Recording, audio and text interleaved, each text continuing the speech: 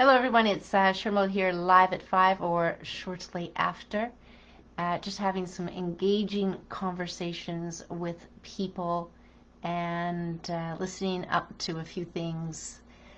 And there's not for a lack of things going on. Absolutely not for lack of things going on. There's a few things. I just kind of played with a format here just to make it really easy for doing these live at fives. Something I wanted to do, which is format kind of, something interesting, and then what's in the news, and then skipping into, something, let's have a joke, a laugh, something like that. And that's something I thought I'm just going to kind of follow that format. I kind of like that. It will help keep it super organized. This is something interesting. In numerous books, they actually speak to how you can do certain things to break the mind. And I remember studying a book, and it had something about don't give them sleep. That's what it was. If you don't allow somebody to sleep, they will go crazy. And this is the truth of it from a science book, don't give anybody sleep. Now, there was a Star Trek episode for those people who are Trekkies, as they say, but for those people who were interested in that world beyond, going beyond, there was an episode, if you remember, where there was something that happened and they just weren't getting any sleep. So they were going crazy, and in going crazy, they were basically going mad. And a result of going mad, because they were in this, I don't know, but I might say this wrong, but some sort of a temporal field, some sort of a field that was causing this, and they just went mad. So they were harming each other. It wasn't, they found a ship that was, I guess it was down, it was just floating there, and they went on it, and that's what they discovered. It looked like they all did each other in due to madness. And this is what sleep can do. But here's another piece of interesting, and this gets back to me mentioning experiments. Experiments, we think we've heard the odd story here about experiments during the Second World War, and we've heard this experiment thing. But I don't think we understand just how deep it may go, because to me, the military, at least the American military, might be other military, have been experimented on with psych drugs and all kinds of things. Of course, it's almost like they have, and they do, an army of men that they can make experiments with, whether that's vaccines or whether that's psych drugs or whatever it is. They are so disciplined to do exactly what they're doing. But I love the fact that, on the other side of it is they're there to help country, to peace, all those kind of things. So here's a little piece I'm going to read here. In the 60s, the KGB did some fascinating psychological experiments. I'm not sure about fascinating, but that's how it's written here. They learned that if you bombard human subjects with fear messages nonstop, in 2 months or less, most of the subjects are completely brainwashed to believe the false message, and to the point that no amount of clear information they are shown to the contrary can change their mind. So that might sound a little familiar here, as in the messages that are coming across. But somebody did ask in one of the posts, it was just a very simple post, but I think we're up to, I don't know how many comments, close to 100, something like that. And it was, for those who are aware, would you like not wearing a mask day, something like that. And somebody had asked, well, what do you mean by aware? And I want to explain what I meant by aware. To me, aware is being open to learn and to hear different sides, different views, different opinions, other than what we may call one side this way, in this case, from the government, from certain experts, And it's clear to me that when we think of science, when we think of, let's stick with science, that there are quite often different viewpoints, or let's just say incomplete information, as in with the research. And also, most people may know, and if you don't know, that they can completely fabricate and publish research. They can take out the numbers that don't suit the published study that they're doing, and therefore then bend the numbers and all of that stuff. So, and when it comes to stats and research, I think it's really good. You know, sometimes you go and you're looking up an item and you read the reviews. Well, don't just read the reviews that give a 5-star, read the reviews that give a 1-star. This is what I mean by level of awareness. You're reading both sides, hopefully in an observer way, but quite often they can be very helpful as to what to expect or question even more and more. And that's what I meant by aware. It's nothing other than that. It is people who have taken in more than one side and open to taking in more than one side. And some people will say, but the people that they are listening to are telling them that it isn't true. And that's what I would avoid, because obviously that is not what they're trying to tell you. They're trying to get you to do something, and of course they're going to say negative things or say things that sound very intelligent against the things that may be not in their favor, may not shed a good light on what they're doing. So I wanted to do that. Yes, read that and say something. That's the interesting part of the Live at 5. So there's 3 segments to Live at 5, and that's the something interesting or something completely different. The other thing I wanted to go into, and this is, I'm going to bring up this link here. This was brought up, Roseanne, somebody I've known for more than a decade. And the idea here is that we have certain organizations in this world, and you know who they are, and they will put out information, and of course they have a lot of members or countries as members. And sometimes I think, yes, they're just doing it as guidelines, or they're just doing it as this, but at times some of this stuff is actually filtering into documentation for the countries around. I want to read this particular, I went on here, looked it up. She had the link there.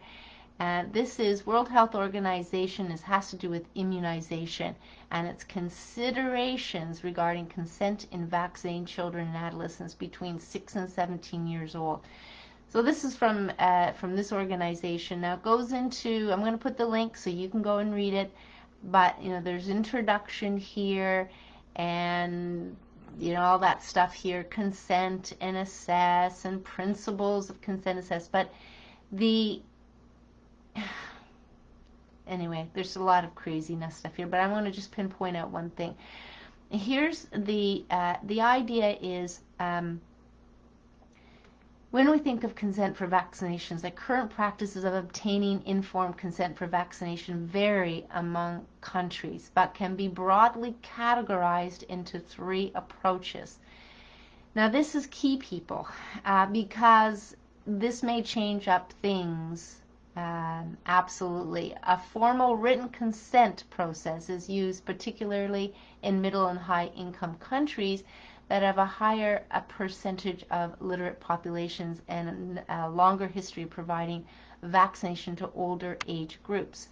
So vaccination in this target group may be delivered through school health services. I'm going to see this as Canada. Health authorities inform the parents about the vaccination, and written consent from the parent is required to opt in. For example, give permission for the older child adolescent to be vaccinated. Ultimately, a written form is used to allow parents to express non-consent or refusal to vaccination of a child, and this is known as an opt-out procedure. The next one, so I must say that when it comes to some of these processes here. The way with my children is we never got any forms. It was communicated to us when those days were going to be happening. And if you line up, if a child lines up, they're going to be getting the vaccination. And this is the third one, but I'm going to read the second one here. A verbal consent process whereby consent is given verbally by the parent after being duly informed about the vaccination. However, this approach can only be used when parents accompany the child to the vaccination. That seems straight up. Number 3, an applied consent process.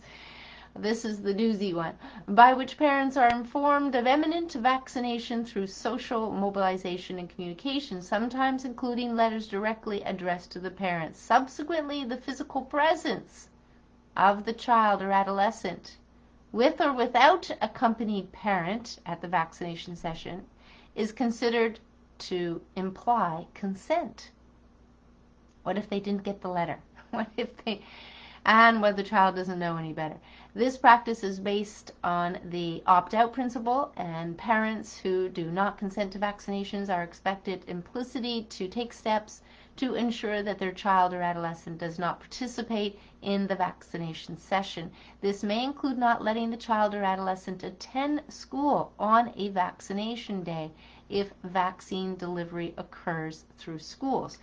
So this, how many people are going to find this information? To tell you the truth, anything that I have read from the school implies that vaccinations are mandatory. Now, I'm speaking specifically in Ontario or in Toronto, and that is incorrect information to begin with, because most parents just go and do it, even if they think, oh, I would like to be able to opt out.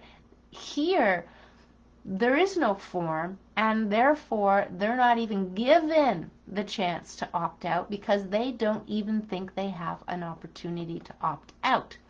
So implied consent procedures are common practice in many countries.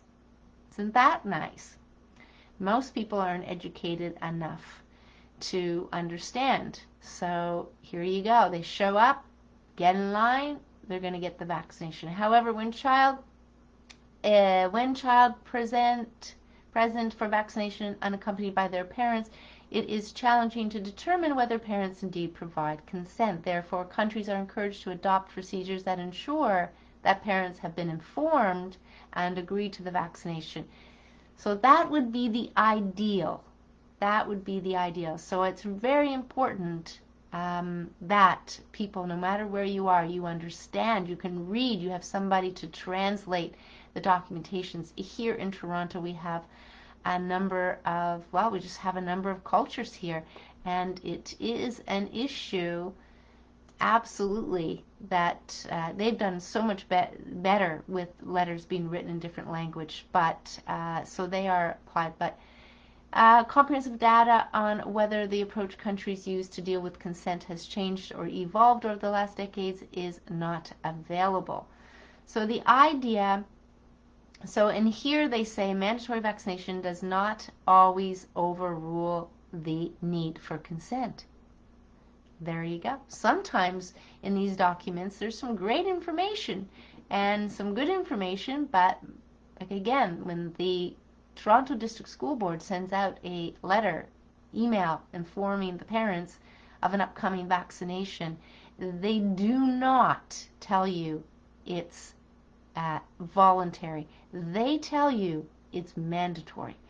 And I've said this before, I've called directly to Toronto Public Health, and they said it's not the case. The only thing that's mandatory is that they have on record if a child has been vaccinated or not, and all that would do at the end of the day, it wouldn't get your kid kicked out of school. What it would do is if something were to happen, an outbreak or something, those children that are not vaccinated would not be allowed to go to school. It's not the end of the world. Not the end of the world. So there's more here, and I'm just kind of got wind of this document here today. So I haven't read all of it. I'm not even sure how many pages there are. 2, 3, let's see how many pages there are. Only 8 pages.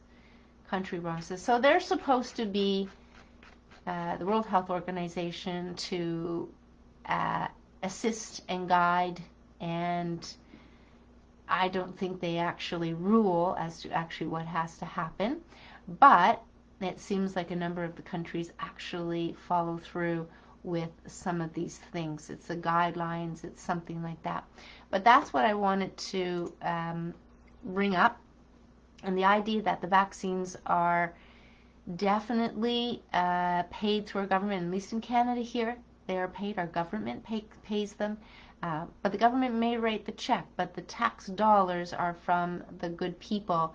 And I've even heard that some of these people that actually put together this vaccination program, they're happy to get the tax money, right? So let's say we spend $1 million, I'm just going to give a round number, and there is $1 million that goes to the pharmaceutical company. Then there's tax money that's I guess charged as part of that as well. So they would get a 13% tax, 6%. I don't know what the tax would be on a federal level for this. Maybe it's by provincial, but the idea is the government would get tax money. So you can just imagine people sitting down and budgeting and going, well, where are we going to get the money to spend over here, and kind of what's coming in with the tax dollars. So it's just really numbers at the end of the day.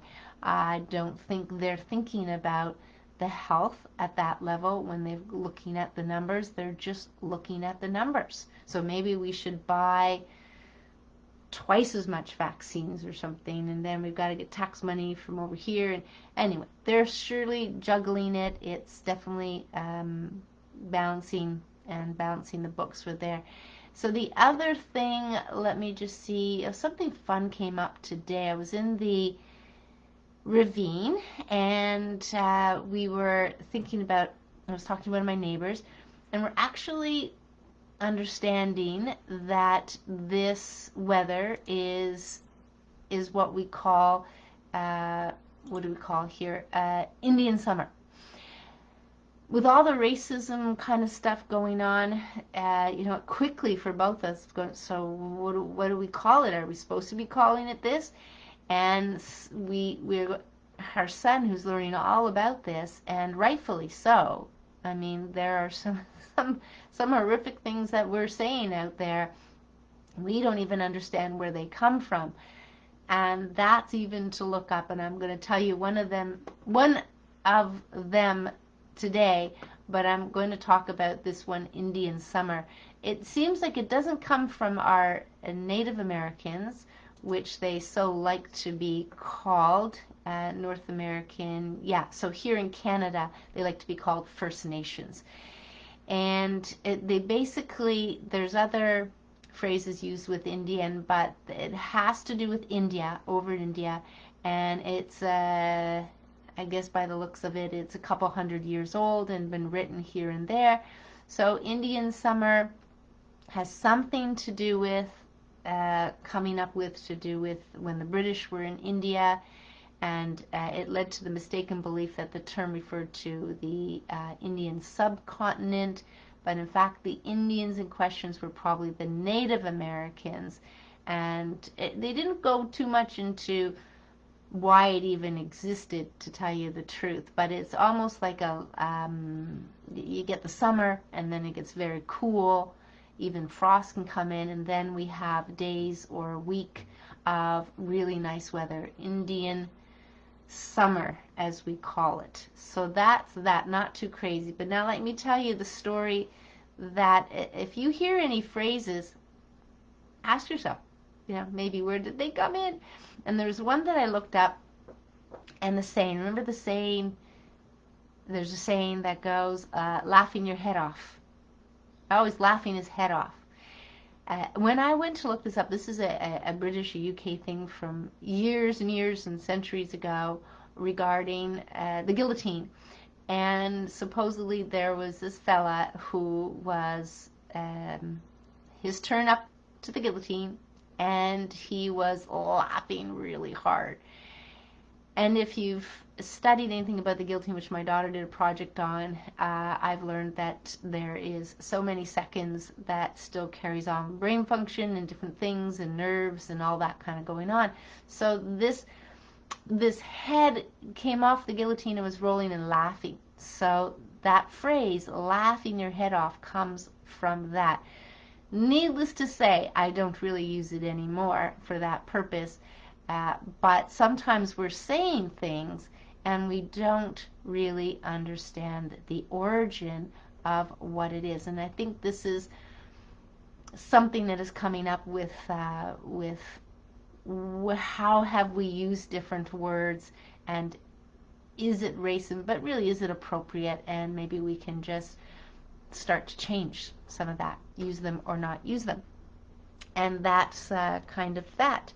Let me just see what else may have come up today. In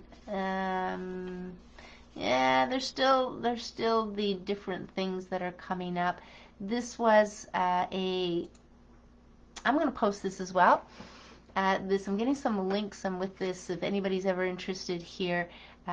Connected with somebody that I've known for a long time, mostly through social media, but I have spoken with him. And he's out of Ottawa, very knowledgeable fella. I think he's worked in the prison system and in Ottawa government and so forth.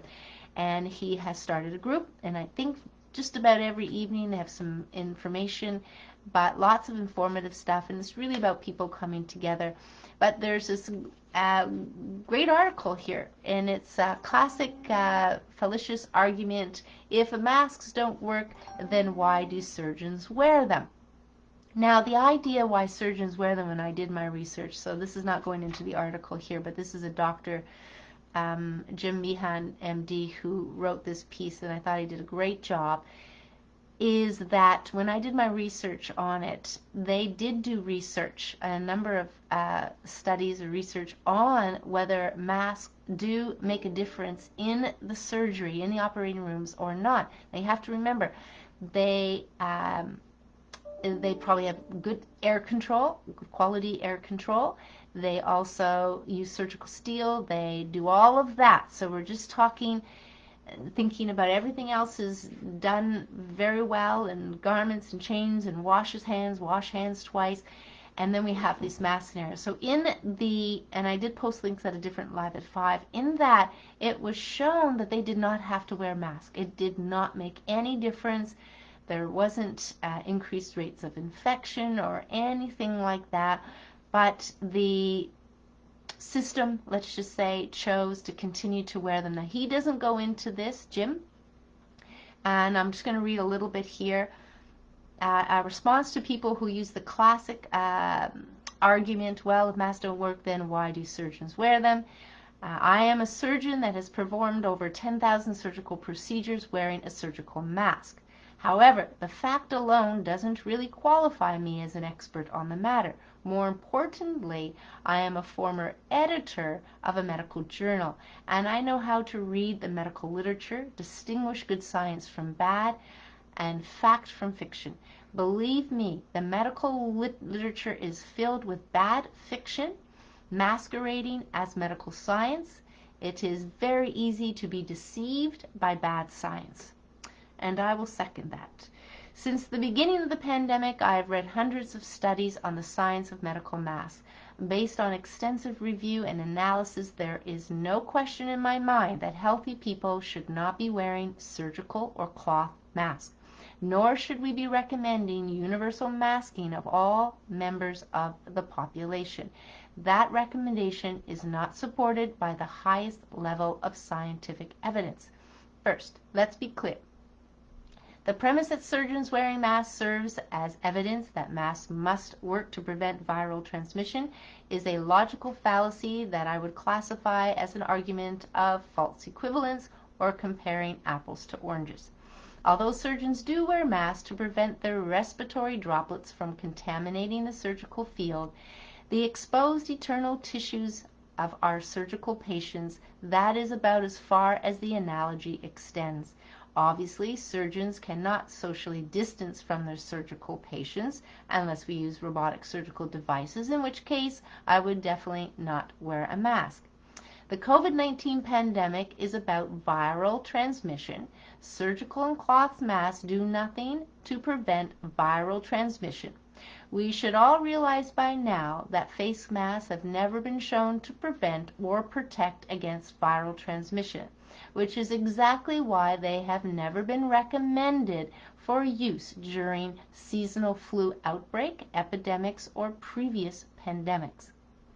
The failure of the scientific literature to support medical masks for influenza and all other viruses is also why Fauci, the U.S. Surgeon General, the CDC, WHO, and pretty much every infectious disease expert stated that wearing masks won't prevent transmission of SARS-CoV-2. Although the public health authorities flip-flopped and later changed their recommendations, the science did not change, nor did new science appear that supported the wearing of masks in public.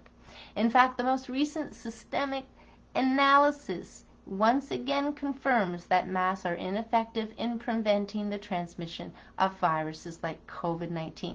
And there's a CDC article there. So if a surgeon were sick, especially with a viral infection, they would not perform surgery, as they know the virus would not be stopped by their surgical mask, which is, if you're not feeling well, then you would stay home, which for centuries and centuries has been the case. You would stay home when you're not feeling well, and you would take care of yourself. Another area of false equivalence has to do with the environment in which the masks are worn. The environments in which surgeons wear masks minimize the adverse effects surgical masks have on their wearers. Unlike the public wearing masks in the community, surgeons work in sterile surgical suites equipped with heavy-duty air exchange systems that maintain positive pressures, exchange and filter the room air at a very high level, and increase the oxygen content of the room air. These conditions limit the negative effects of masks on the surgeon and operating room staff. So we said negative effects of the mask. And yet, despite these extreme climate control conditions, clinical studies demonstrate the negative effects, lowering arterial oxygen and carbon dioxide rebreathing. So there you go. So there's studies that show of surgical masks on surgeon physiology and performance. So the surgeons, he goes on and on. I'm not going to read any more down here, but it's almost finished actually. And maybe I'll just read the last little bit. So surgeons in the operating personnel relatively experienced and meticulous about maintaining sterility. We only wear fresh sterile masks, and we don the mask in a sterile fashion. We wear the mask for short periods of time and change it out at the first signs of excessive moisture buildup that we know degrades mask effectiveness and increases their negative effects. That's the moisture we've been talking about, and the moisture and the toxins coming out and going up in the eyes of people here. And so this would increase their negative. So surgeons never, in capital, reuse surgical masks, nor do we ever wear cloth masks. The public is being told to wear masks for which they have not been trained in the proper techniques. And as a result, they are mishandling, frequently touching, and constantly reusing masks in a way that increase contamination, are more likely than not to increase transmission of disease. But it doesn't hold back the virus anyway. So let's just go watch people at the grocery store or Walmart and tell me what you think about the effectiveness of masks in the community. If you can't help but believe and trust the weak retrospective observational studies and confuse public health authorities lying to you about the benefits and completely ignoring the risk of medical masks, then you should at least reject the illogical anti-science recommendation to block only 2 of the 3 ports of entry for viral disease. Masks only cover the mouth and nose. They do not protect the eyes. So there you go. You have that. So he's a physician, leader, entrepreneur, innovative science solutions. Anyway, you can read the rest of it and reread and go in and see the links there. But I thought it was a wonderful share from a surgeon who has done 10,000 different surgeries. And if we go back to the KGB here, and for the number of months that people have been bombarded with masks, and that really to the contrary, doesn't matter what information is going to be presented, they are going to find fault in it. It's not going to change their mind. But the idea is that we keep on going, right? We keep on going. So I'm going to post those few things there, and then I'm just going to end up with a joke here. I don't know if it's a joke, but I don't know if anybody's going to use it. That's the thing. I don't want to be responsible for bosses coming my way or calling me up. So I'm going to read it from the calendar. This morning, my boss told me to have a good day. So who am I to argue? I thanked him and went back home. So that's the joke, haha. Anyway, silliness as there is, let's make sure that we bring in the things that we enjoy, and that helps us to be calmer and at peace during this. And maybe it's the lawyers that are all in place and ready to go to court that will actually bring some sanity, some critical thinking, some logic, some common sense, most of all, a big, huge, heaping spoonful of common sense about this, and the science isn't there. But here you go. So there's always a lot of stuff going on there to keep us distracted, but let's continue to break away from that and have some fun. Do the things that you enjoy doing. I know some person I was communicating with today who I've known for probably again a dozen years or more. She's up at the cottage and showed me, took some pictures, beautiful pictures of the lake and the reflections. It was lovely. So there you go. But anyway, that's all for Live at 5 today, Mondays. Live at 5 Mondays, all things healthy. And we are in this all together, so the idea is to come together the best we can. No judgment on either side. And definitely that is maybe maybe difficult for some people, seeing as they have been bombarded with this information for a number of weeks, a number of months now, and it might not be easy. So we'll just maybe have to agree to disagree, to try to stay out of those kind of conversations at times. Don't be looking for them, I would say. The opportunity to share, or did you know, did you hear, will present itself, and we can share different things. So that's it for today at Live at 5. I'm going to wish everybody a fun evening. Take time out, take care of yourself, and most of all, just understand that we are in a strange times here, in very strange times. Nothing I could have predicted at all. So very interesting. But stay calm, stay cool, and enjoy your evening. So take care, everyone. Any questions, comments, put them below. I will put the links below as soon as I finish this video or close it down, whatever it is, and we'll go from there. So all comments welcome, questions welcome, any of that. And on Wednesday I'll put a post. I've got to create it. I'm going to do a Zoom call because I think it would be a lot of fun. I'm going to put the link or post the link up at some point tomorrow for Wednesday. It's going to be, I'm just going to call it Meet and Greet the Authors. So the book that I just published, I'm going to read some things out of it. I'm going to talk about a couple of things. I'm going to take questions only for about 20 minutes, 30 minutes. We'll see how it goes, see how many people come on. I'm not going to record it. And I'm probably going to do it 3 weeks in a row. So every Wednesday starting this week. And then we'll go from there. Anyway, I'll post that up. Take care, everyone. Bye for now. And we'll see you again soon.